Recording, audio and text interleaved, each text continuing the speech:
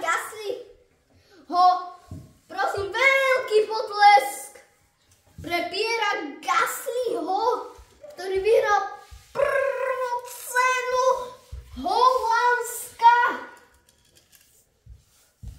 A Charles Leclerc už sa baví na poslednú priečku.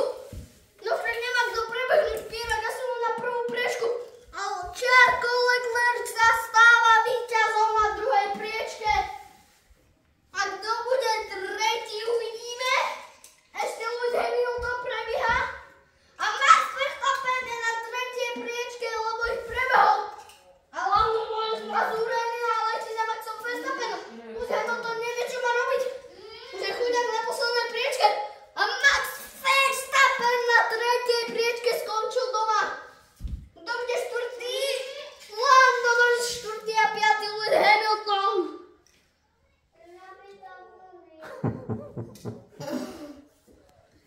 Pekný koniec nášho pekného Holandska, ale prosím veľký potlesk pre Pierra Gaslyho, ktorý teraz akurát hodinu je. Komentuješ to lepšie ako on, ešte vo Ajzele. No, to